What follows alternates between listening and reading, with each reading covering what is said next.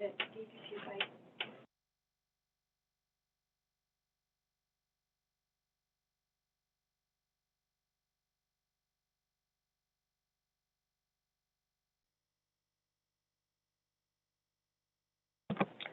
All right. Well, hello, everyone. Thank you for joining today. We're going to get started. This is Camila Knoll here at the Urban Institute, and I also have Kathy and Leah with me. We're going to start today. We'll have 3 presenters from partners, and then Rob is also going to present on some information from the NNIP network, as well as a couple of updates. So we are excited for you all to be here.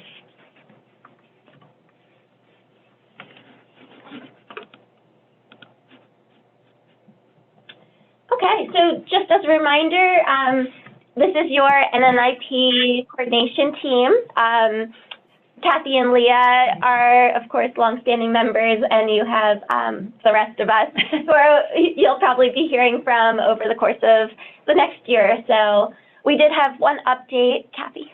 Oh, yes, I just wanted to congratulate Rob was promoted and taken like a joint position with our data and tech team. So we'll be stepping back from a lot of the central NNIP roles, but still part of the NNIP family as part of the DC family and chipping in on the tech, on tech items.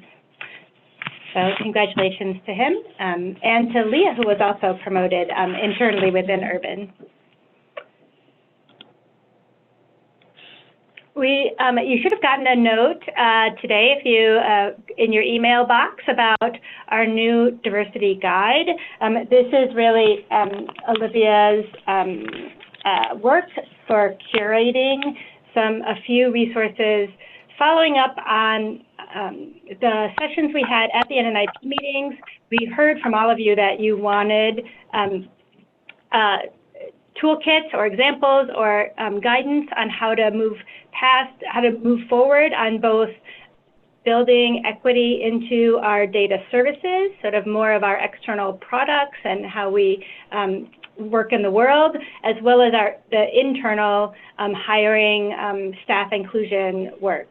So I wanted to thank Olivia for pulling these together. We tried to be parsimonious in just having a few examples, but if you have really great examples you would like to share, please send them along, because we think it'll be really a growing and evolving library. And please feel free to share with other researchers or analysts in your network also, because I think it has specific significance for us as organizations that work with communities and for communities, but I think it applies to all researchers as well. So I'll turn it over to Leah to... and yes, just in case you wanted to navigate on the website, it's under the library tab and under online guides, which I'm sure we included a link somewhere in that email, but if you're in the middle of the webinar right now, that's how you would find it. So on the next slide, we also sent a note out about that this week. So Happy New Year, we're finally getting things done. Yes, a lot, checking things off of our list. Sorry to bombard your inbox at once. But we had updated I think the business list in October. We've been working with the executive committee to update our mission and vision. Actually, this is more like writing down for the first time rather than updating the mission and vision. So that's one reason we were doing this. We also wanted to refresh some of the language that dated back to the mid-90s, particularly language about distressed neighborhoods that we didn't think was communicating as well as it should the goals of our network. So I have the new mission and vision up here on the slide. And then on the next slide, there's a description of what we would call our work as a shared, as a learning network that we're all working together to strengthen, learn, and elevate. And this text will be up here on the website as soon as we can get that done. So we'll be updating a bunch of the content on the website. In the email that went out, we attached the draft. We marked it draft because we would still like it to go through one last edit, I think. But document, there might be a few minor word changes. That document also includes a belief section about sort of the principles we believe in that include valuing data, valuing information across topics, and the ability to democratize information and help people who have been marginalized in the past use that information.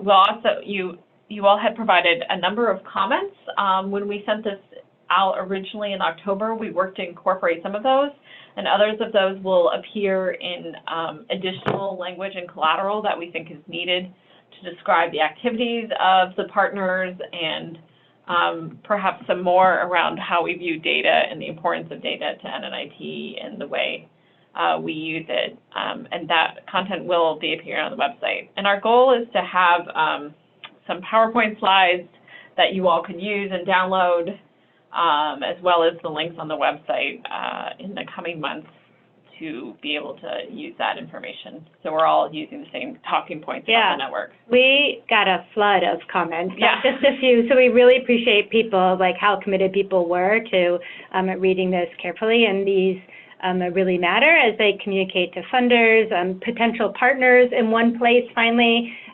external partners and like LISC or Living Cities that we work with. So we think this is a huge step forward, and we're excited to be able to unveil it to the world momentarily, but wanted you to see it first. Do we want to take questions? All right. So moving on, just a couple of quick updates. We had a couple of things published recently that we wanted to note for everyone. We had a couple of stories that were written out of content collected during the Mobilizing Youth brief development that we wanted to post a little bit more detail about. So those are up, as well as the Milwaukee story focusing on the Amani neighborhood and how it's a really interesting story about how they worked with the community to redefine what they thought as community safety. Then Olivia also had a blog posted on our urban blog about the census, so keep an eye out for that. Go take a look there. Pittsburgh, Portland, forgive me if I'm forgetting who else that was on there. It featured several NNIP sites, so thank you for those of you who were interviewed by her to get that content out. Mm-hmm. And then, which started. The census did start just this week, so happy census. Perfect timing. And then the last exciting piece is that Annie E. Casey Foundation wrote a blog referencing the brief we came out with at the end of last year. So we're excited to have it spread further.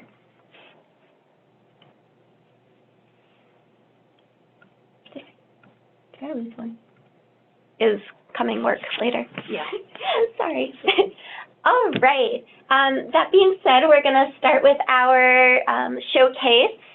And we're going to start with our neighborhood Nexus friends. So Eric and Tommy, feel free to take it away when you are ready. Hello, this is Eric Woodworth at Neighborhood Nexus. I'm going to share my desktop here. It says I cannot share while other participant is sharing. So. I will stop sharing. Little hand up. Have to. Okay, and then. There you go. Yes, and then I should be able to share my screen. And I'm going to share my whole desktop here because I'm going to be moving around a little bit from page to page. Can everyone see my screen? Yep. Yes. Okay. All right, so I'm going to go through, we have what, about 20 minutes or so or less? I would say if you can do like 10, did you guys talk about it? Like 10 so that we have time for questions. Okay. So what I'm going to show you today is the replacement for our Neighborhood Nexus mapping and data visualization tools. So they're currently on Flash. They were built a number of years ago, and some of you might actually have had other visualization tools built on the same platform as Weave. And they're no longer supported. Flash is no longer supported. So we wanted to build our own data visualization portal with mapping functionality, exporting, all of the things that you want to be able to do on top of our open data site. So we have our open data, which is our sort of main portal for data for the region. Some of it's ACS and census and stuff, reaggregations. A lot of it's the data that's specific to Georgia, school data, health data, etc. So we've been working on this for a while and going through some iterations. So this, what you're seeing right now is one of our first iterations, our sort of first attempt at getting all of these sort of components working together. We have learned JavaScript here and React as a framework for developing this. So this is sort of written JavaScript, and then we have also sort of built capacity here and learned the backend. So developed this essentially with a Mongo database on the backend to allow us to sort of configure the application. We have our open data site, which is a SQL, and we sort of send API requests to that. And then we have this front end that's built to query that data and to build maps. So this you're seeing right now, again, this is our first attempt. I want to show it to you because there's a few features here that we have not yet reincorporated into our next version.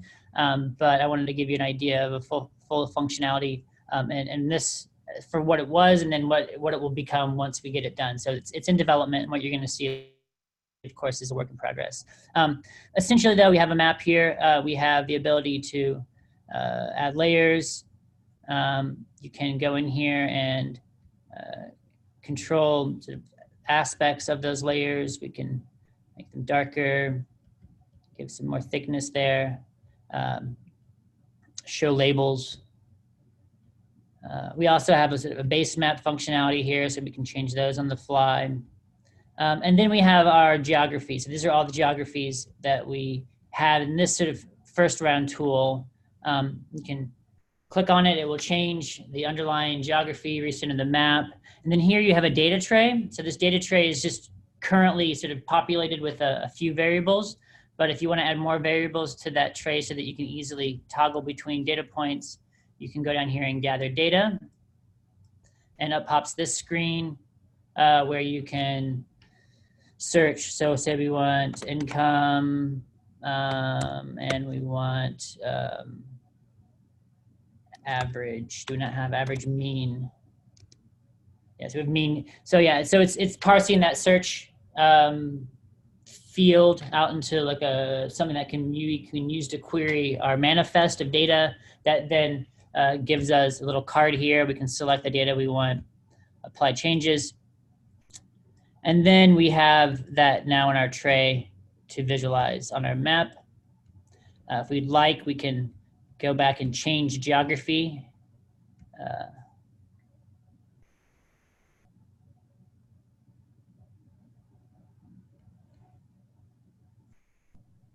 Takes a second. Yeah. And then we have those same data points at a different geography. So if we hover over, we can then look at those in different geography. We have a table, scatter plot, and column chart here to help visualize. And we have hover over capacity here. So if you hover over any of these or click on them, they will scroll the table.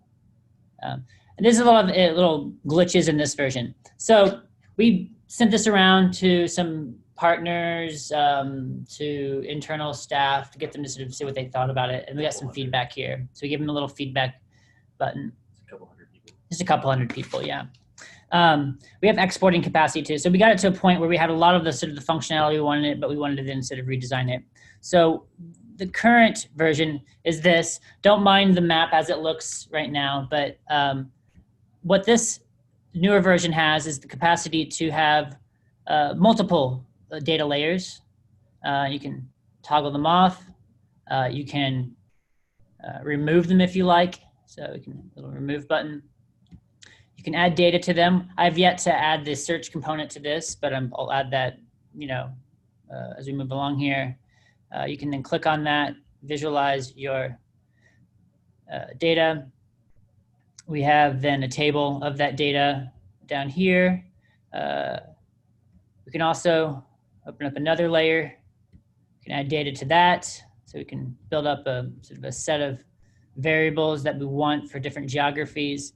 We can visualize that as well. Notice it's a little bit messy. So this sort of gives the flexibility that you would have, say, in ArcGIS to sort of to make messy maps, but it gives you the ability to design those and control the data that's going into them though. So we just toggle that one off. Notice the legend only shows what is currently visible.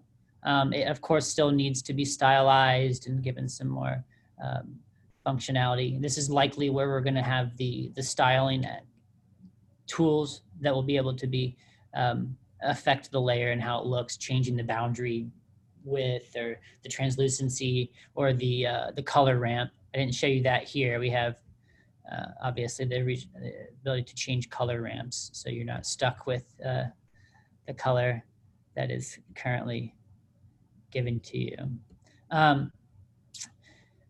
Here we have our tables. So if there's data on a particular layer, the table will show up down here.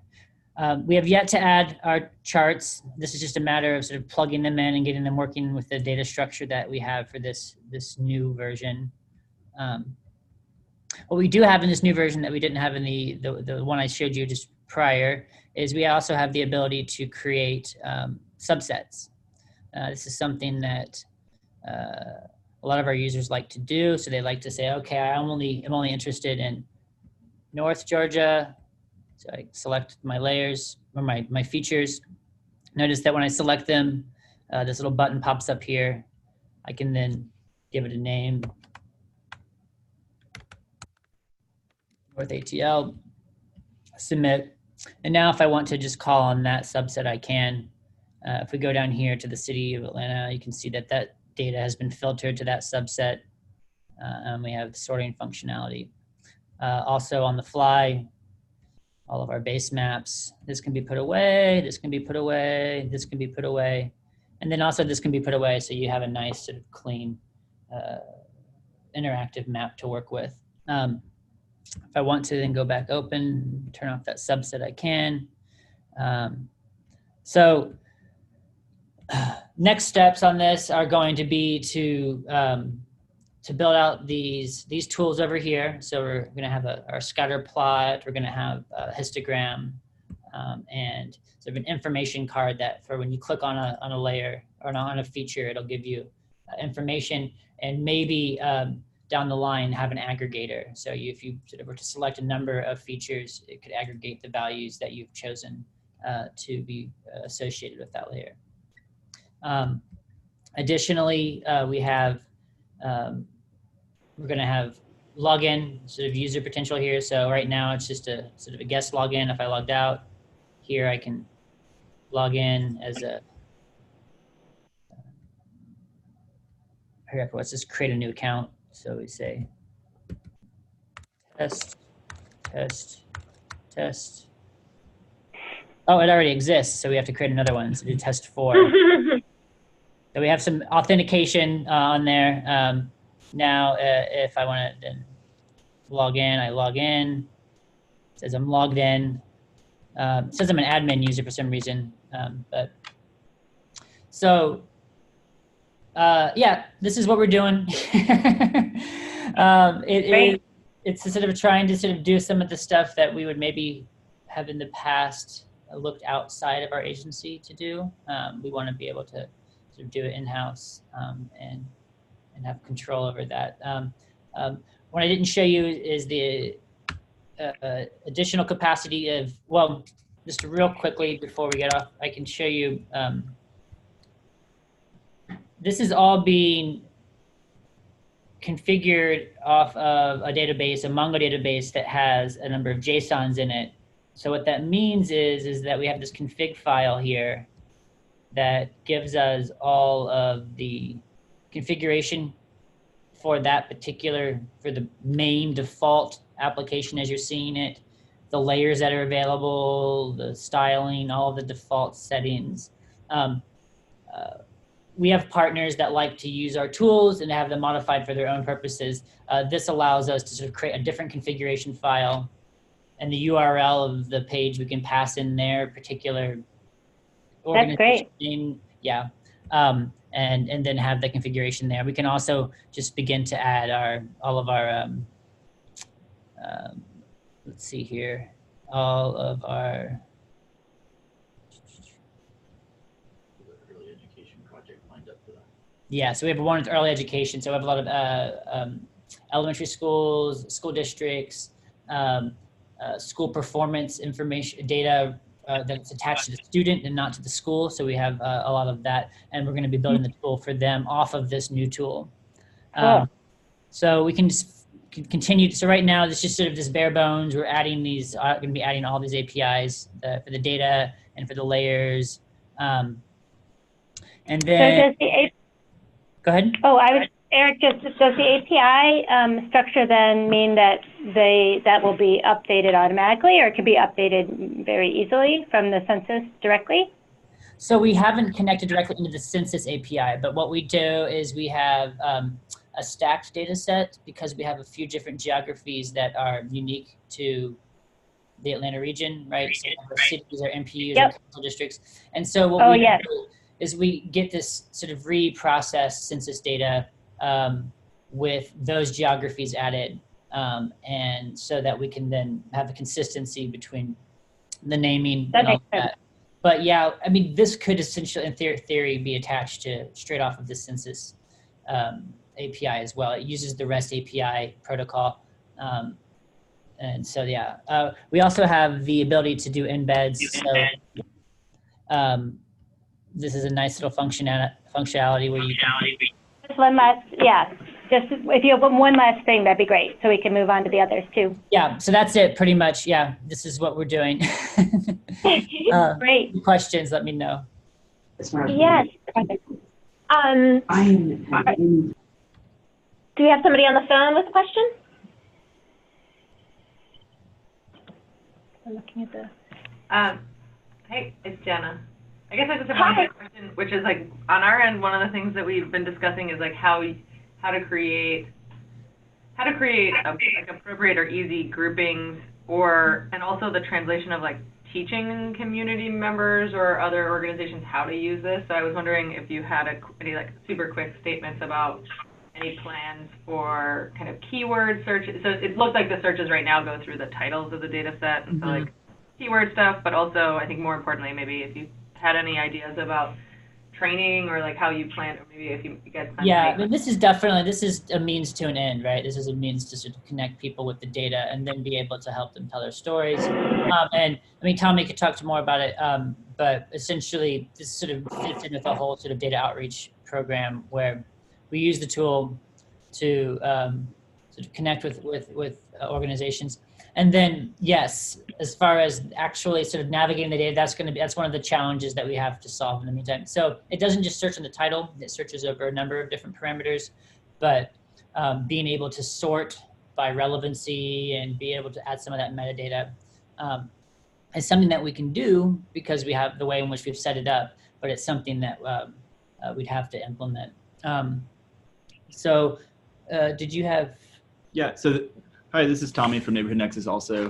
At the same time that we're pushing this out, kind of late spring, early summer, we're launching a data fluency program, which is really capacity building for our target audience of mostly nonprofits, kind of the non-data practitioner folks, but also state agency folks. That'll be sort of an interactive web content, blog posts, but we're building a curriculum now that we can pull from for presentations. So it's training on our tools, and maybe we'll have like little cases of like, why do we do median income instead of mean income, things like that, and then technically we're kind of figuring out how do we float maybe the more common variables to the top of our list, because we have like 6,000 in there and it's pretty overwhelming. So if we can, I think our game plan is just to reduce stress, and however we can do that. That's like legitimately. That is an excellent game plan for all of us. This is Randy Rosso from DC. I'm wondering if you built this in-house or hired consultants or a company, and what you see as the pros and cons of one or the other? Yeah, so we built this in-house. It is built in, let's see here. This is the code. Oh, good. This is the front end. It's React, Yes. so you can really see just basically, these are all of the components right here on the left-hand side, and each of these has a combination of HTML, CSS, and JavaScript. That's what React lets you do, is to sort of write all of those kind of together. The back end as well, as this is the back end server side of it.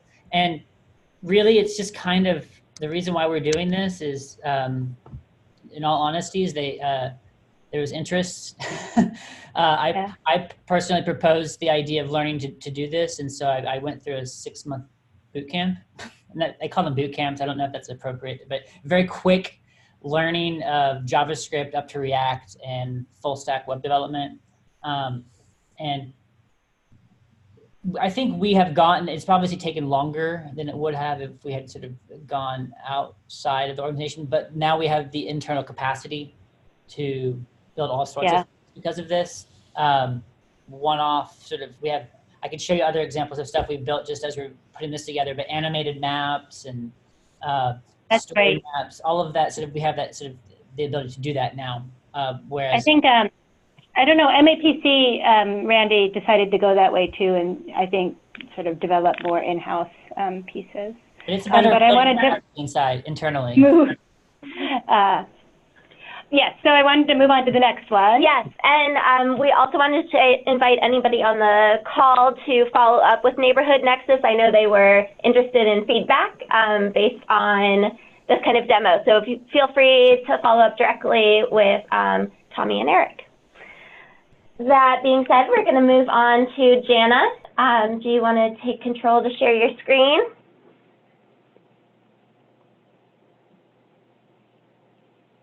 Also, you're on mute. Yes, sorry about that. No worries. For some reason, it's not now letting me. Did we stop sharing? Did Eric stop sharing? Recording? Oh, Eric, did you stop sharing? Well, I don't see it anymore. He did. It's just that it's only letting me share. Yeah, I stopped sharing. Oh, there you go. No, it's only letting me share like a Mountain screen, which is not useful to me. Mm. Of Windows, like it was doing 2 seconds ago. Do we have her presentation? We do. I have the presentation if you'd like me to pull it up and display on the side. I mean, I'm happy to talk about it with or without a presentation, and the presentation can be shared.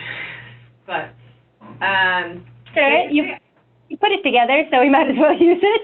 I'm happy to. I'm basically updating you guys on some work that is now published. I had agreed to present when it was accepted because then it was out of embargo, and wasn't sure what I would be able to show you, but it turns out I can show you almost everything, so that's great. The Federally Qualified Opportunity Zone paper that we worked on to benchmark the health side of things, so whether it's the health conditions, behaviors, or predictors across the whole U.S., is now published as of Friday. So I put in background for you, but I think many of you were at the meeting in Milwaukee, so you don't need this. You know pretty much where the Federally Qualified Opportunity Zones come from. They come from the Tax Cuts and Jobs Act. They represent over 8,700 census tracts, 12% of the U.S. census tracts. They're in all of the states. So next slide, because this stuff I think is mostly review for this audience. Not advancing on my side. Yeah. You guys know the eligibility, so I don't need to go through that with you. They can either be low income or adjacent to low income. Next track. Next slide. There is a big delay on my end. I don't know. And it uses those 3 mechanisms that we went over in Milwaukee of the deferral of taxes. Click to start the remote control. What is this thing? Saying you can control this screen. That would be great. Now you can navigate. Pardon me. Will that work? Perhaps. That's a great question. Will it work? Camille can just move it if it's just a few slides. Yeah, if you tell me next screen, I'll. Yeah, it's just I'm going through this stuff super quickly because you guys know it. Basically, It's a tax deferral. There's a deferment of the original taxes and then of the taxes on the new capital gains that you make in those opportunity zones. We can go through this stuff really quickly. It would be really nice if I just had control. Why isn't it? It's saying you can control the slides, but then it's not letting me do that. You can control. We can, if you just let me know which next slide and I'll navigate. This is a map of what they look like in Philadelphia. You should just keep going next. Sorry. That's why I'm saying it would be kind of really nice if so stopping on what's more important, I think, for us, since we come from a school of public health, has to do with kind of the potential public health impacts that this type of program can have.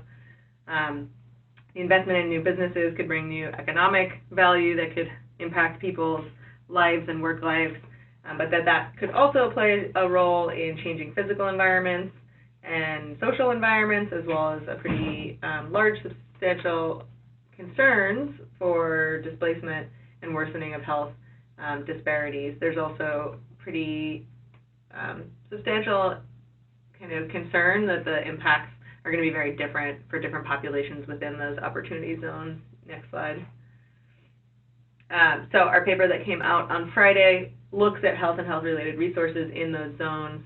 It uses data that is the newest possible data for most of those data sources for health and health-related resources, but it's still pretty old, so it's like 2012 to 2016. Next slide. It compares the tracks that were designated to those that were eligible but not designated in the largest cities in the U.S. So we used the 500 cities data set, so it's not all of the qualified opportunity zones, it's just the urban ones. It's not the 500 largest cities, it's like kind of the 500 cities databases. It's like most of the largest cities plus additional cities if states didn't have a city, so keep that in mind. And then those are out of all of the census tracts in the whole U.S. Next slide. The data end up covering 24,409 contiguous U.S. census tracts. So we don't have some of our health resource data for Alaska and Hawaii, so they were excluded. We get data from Census Bureau. We have business data from NETS to look at kind of health-related and health-supportive businesses. The 500 cities data set is where the health, behavior, and health outcomes come from, and then life expectancy comes from LEAP, and the designations come from the Department of Treasury. Next slide. This is a very broad list of all of the data that are included on the health resource side. So they broadly fall into 4 categories: healthcare facilities, physical activity resources, food stores, and then other health-related businesses. You should definitely check out the paper, but more importantly, the app, which I'll show you in just a second, if you're interested in seeing kind of what else we look at. And then here's the outcomes. Yep, there, you're fine. And then here are the outcomes. So unhealthy behaviors, those all come from 500 cities. Health outcomes, they come from 500 cities with the exception of LEAP, which is the life expectancy, and then some preventive practices that also come from 500 cities. 500 cities are all model-based estimates, so they're all small area estimates. So they're as accurate of data as we have at this scale, but they're not as accurate as like your local data might be if you have data on health at a sub-city level. And next slide. The analysis is really simple. It aims to look at the mean and standard deviation across the designated categories versus the eligible non-designated. We repeated the entire analysis by state, so we have an appendix that goes through all the tables that are in the paper are in the appendix by state, so that if your state or if someone within your state needs that data or needs to use it to act, they can do that. And then we also try to think about, with the state information, how the difference between the designated and eligible tracts might be impacted by the total levels of disparity that a state is experiencing. So that's adjusted for a little bit. I think the next slide should be the app, maybe. Let's see. No. So this is, I'm going to show you the app, but in case you ended up with the slides and you didn't have the app, this is one of the images you can get in the app. You can go to the next slide because we'll actually go to the app. Same with this. So this one looks at that actual difference. So we spent a long time trying to decide, like, what would it really mean for states to have done a good job, health-wise, of designating these. And ideally you would have wanted states to designate tracks that had really bad health resources and health outcomes, because they have a higher potential then to leverage that investment in a positive way. Because of the fact that those resources or health outcomes are different directions, this graph is like a little bit harder, but basically for a positive health outcome, values that are above the line indicate a worse performing state, so a state that didn't do as good of a job of choosing places that you would hope. And for a negative health outcome, values above the line indicate a better performing. So this is physical health not good, so this is a negative health outcome. So South Carolina, Georgia, Kentucky, Florida, Nevada all did a pretty bad job designating their qualified opportunity zones. Next slide should take us, so this is the app. I wonder now if I would be able to. Yeah, try one more time. So I think you will have to give up. You'll have to stop sharing. All right, one more time. There, basic. Let's do my whole desktop. There you go. Now we can see it. Yeah, it's just that I don't And just like a couple minutes if you can. Yeah. So this is all I really wanted to show you guys. The rest is all like stuff I think that you should, I just wanted you to have in information-wise, but you great. can read the paper. This is the app, which might be more interesting to you. So within the paper, you can get to the app. You can go by health outcomes, which we're looking at, or environmental resources. So let's say you were interested in all clinical treatment. And so here you can see this is the difference between the designated tracks and the eligible but not designated tracks, and sorted by state. You can also look at how they compare again with overall disparities, and this is where you're looking at above or below the line, or you can look at the cartogram and see kind of which states did a better or worse job. And that is pretty much what I wanted to show you. The rest is all kind of like the implications of that for health, and kind of a call to arms for any of the public health practitioners who, or public health researchers who to date are not paying attention to this. So, yeah. So could you just walk me through a sentence about the red means states that chose opportunity zones that had better clinical treatment density than average. Is that right? So, or did I get it wrong? No, it's okay. It's a pretty complicated. What I like to do is, I usually think of it as like I would say it'd be nice. I know that I can. Let me just try to. Sorry, I thought it was a simple one. So if that's not a simple question, then. So let's say, oh, that's a yellow line. That's not helpful. Draw. I would like a thick line. Okay, so let's say you have a health outcome, and my face is annoying. And you have here is maybe the so this is, let's say this is a negative health outcome. Here is the ineligible tracks. We'll do like let's say here's all the eligible but non-designated tracks. Yep. And then here would be the designated tracks. Got it. So a negative health outcome. And so we're always looking at this difference here, subtracting this So one. that was the choice they had. Excellent. That makes sense. Yeah, I'm a very more of a visual person, so trying it out. And a teacher, obviously. Yeah. Does anyone have a question for Jana before we move to the next one? Yeah. And we'll all of these slides will be posted, and we'll also add the link to the Milwaukee presentation. Milwaukee. Yeah. The opportunity, the original opportunities of the presentation. His presentation is a video. You can watch it. I think it was a really great summary. I mainly made the slides for you guys to have so that you had a more normal way. That is great. The paper also says basically the same thing as the slide. So if you want to read the paper instead, now that it's actually out, and then the app is totally available now, so you can use it. That's and great. Share it with whoever needs. Links to that Janice shared to both the article and the app are on the landing page for this webinar as well on NNIP. And we'll also share through NNIP News, Jenna, right? That wouldn't to everyone? You can. Okay. I think that So over here, we have a blog post that should be coming out soon. Oh, okay, I'll wait for that. I was sent it yesterday to review, and I was flying, so I didn't review it, but soon. That should. Perfect. Great. We will help tweet. Next. Yes. Thanks, guys. Very. Thank you. We are going to go to our friends in Seattle. If you want to go ahead and take control and share your presentation.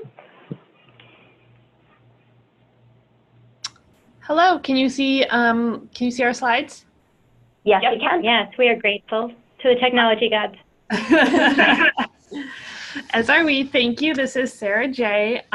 Here at Public Health Seattle King County. And this is Mariko Toyoji as well.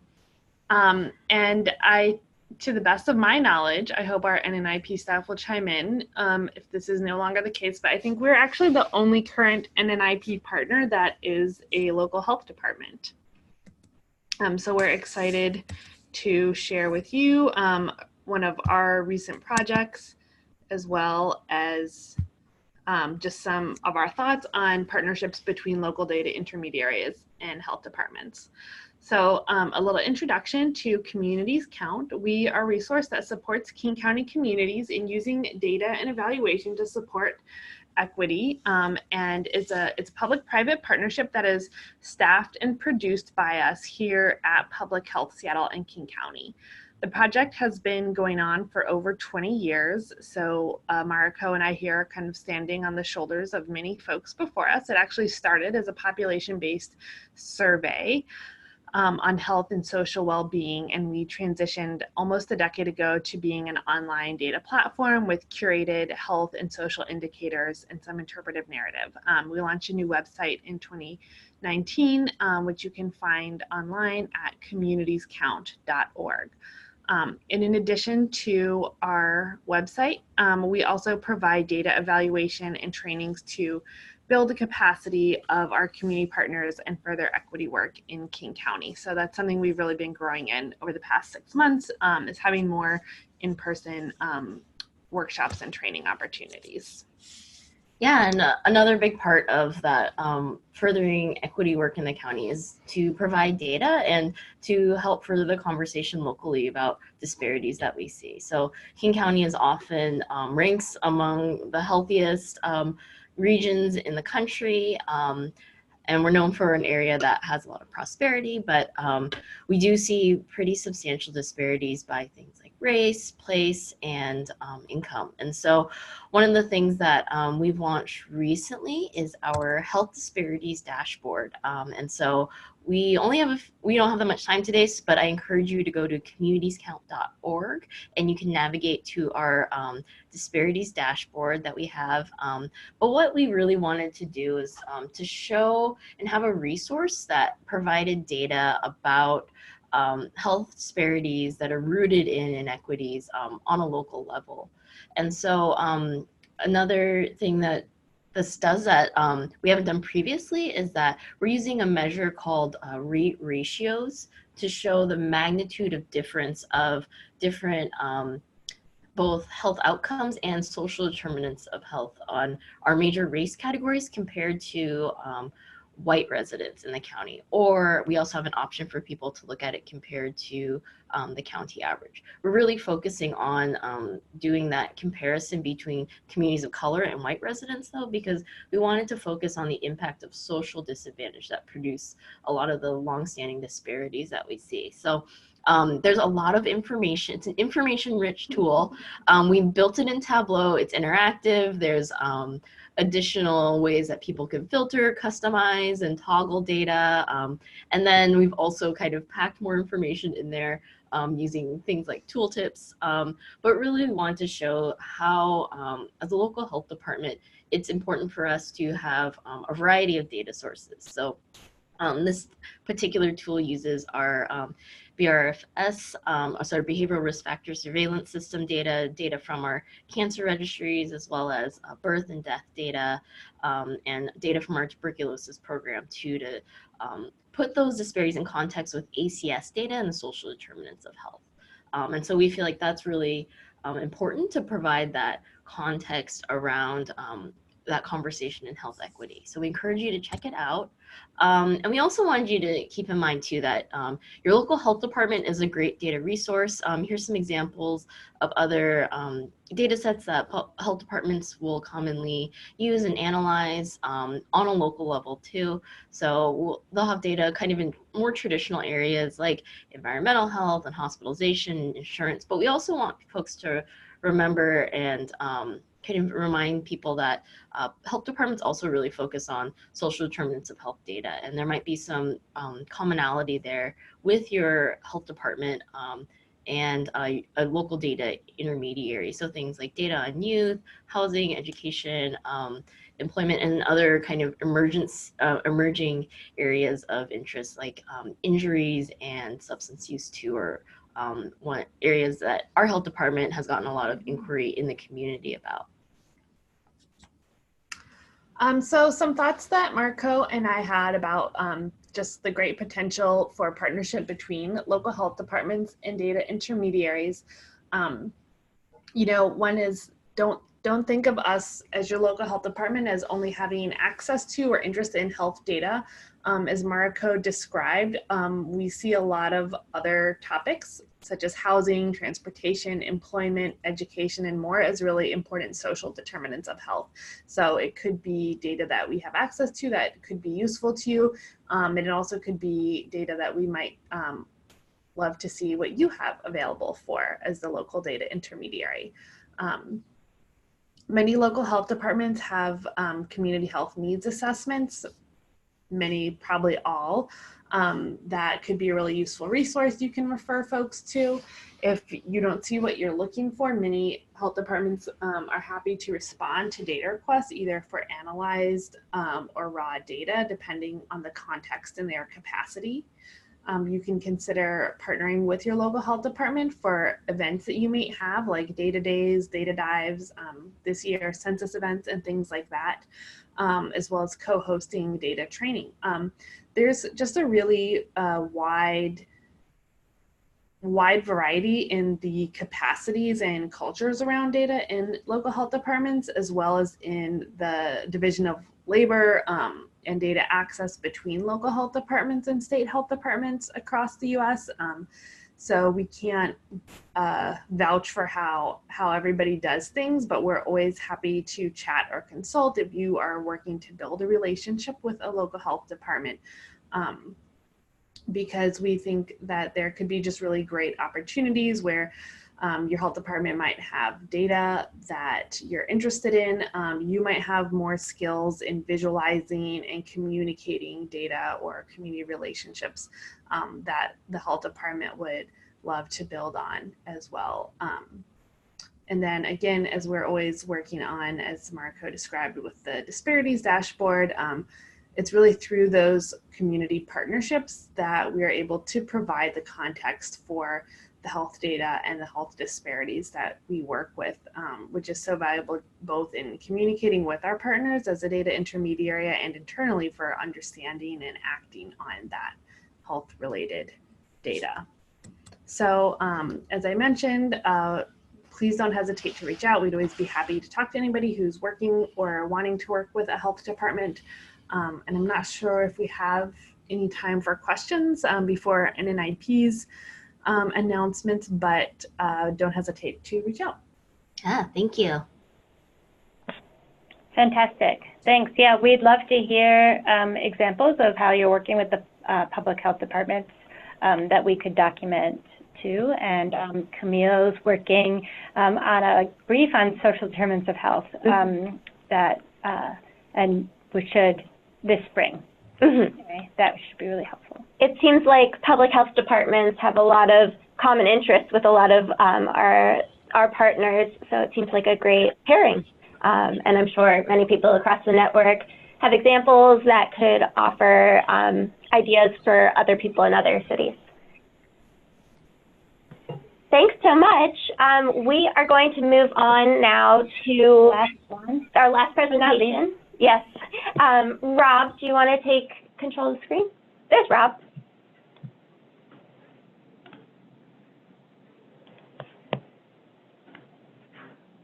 Great. We can see your presentation. Okay, thank you. Hello, everyone. Good afternoon, good morning on the West Coast. I'm going to do a very quick update on the NNIP data inventory and the SNIP scores that we calculate for everyone. So thank you for responding to my messages, updating your inventory so that we can have up-to-date information. So just a brief refresher about why we do this at all. It's because local data is central to the mission of NNIP. And when we say local data, it means something pretty specific. It means that your data is available at a small geography. The smaller, the better. And it means that you get it on a recurring basis and that it's up to date. So every year it comes in and every year you keep it fresh. So the reason why we do a data inventory is both for you and for us. So for the partners, it's a chance for you to have your own self-assessment, to reflect back on the data that you have, the data that you would like to have, to think about how you can use the data that you have in your work.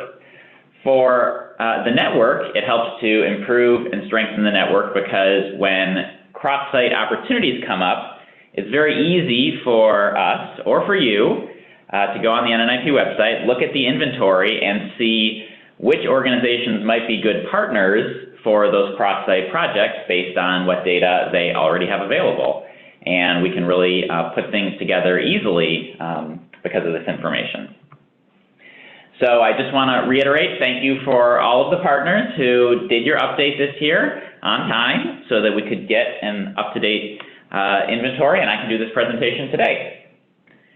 So I want to mention that things changed a little bit this year. So you noticed when you went in to do your data inventory that there were some new additions, and these new additions are based on feedback that we got from you, both when we asked what should be in the inventory and also from things that people commented that they have or that they use and that it might be good for us to keep track of. So for example, a lot of the environmental indicators are things that people were already using for various types of work, and we just had never kept track of who had those things.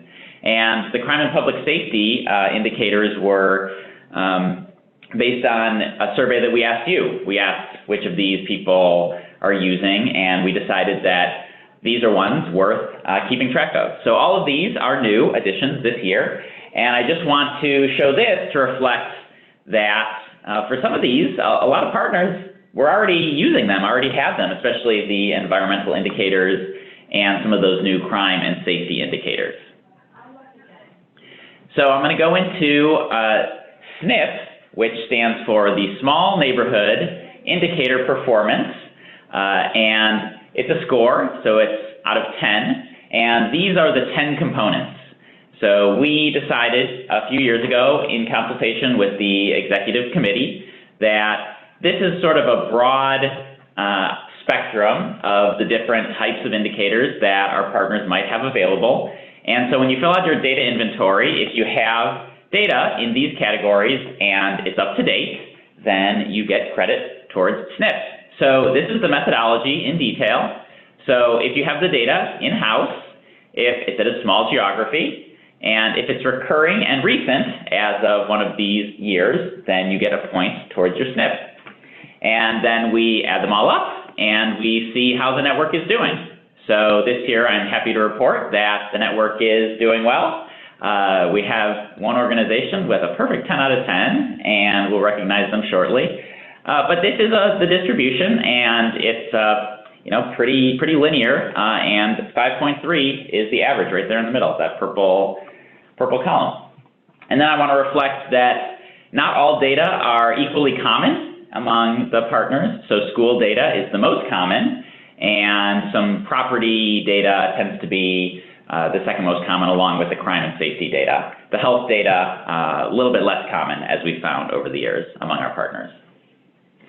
So Data Driven Detroit is the organization that got the perfect 10, so well done. Hopefully someone from Data Driven Detroit is on today. And I just want to say thank you for doing the inventory, for all of your hard work, and for making this a success so that we can have this data every year. Thanks, thanks, Rob. And I don't know if you have already sent the scores out to people, or to share the scores. The scores are coming. They are coming. Any moment. Great.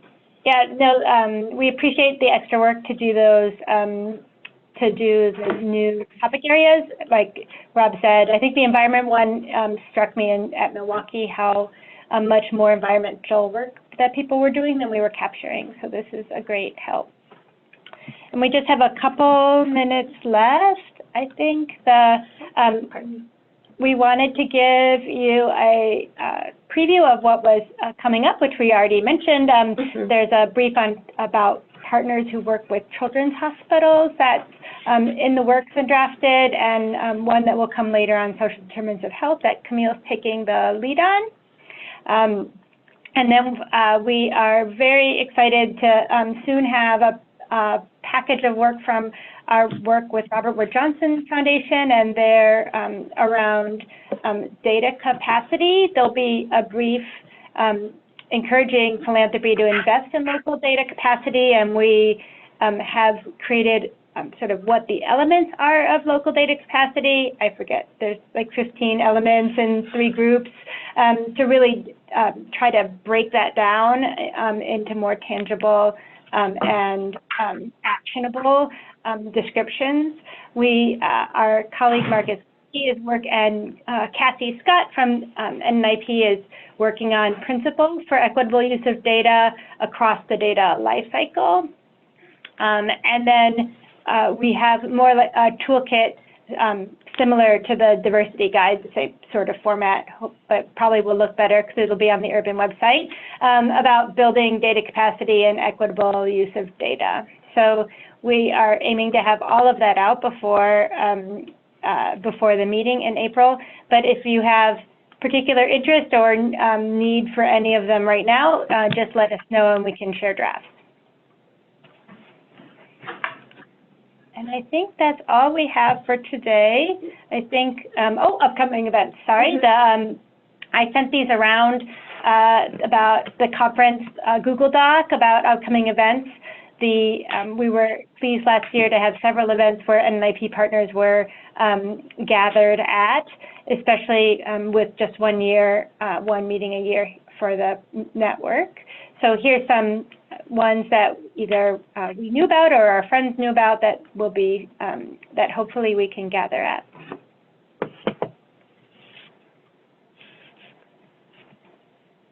And yep, as always, have questions or ideas, please share and stay in touch and respond to the NNIP HQ staff when they email you to get your update calls. And I think just as a, one more slide about participating in the network, which was a theme that we heard from the NNIP survey, and we'll be working with Olivia to think about how to take action on those pieces. So thanks especially to our presenters and to all of you for attending today. Have a great day. Thank you, everyone. Thanks. Bye, guys. Have a great weekend. Thanks.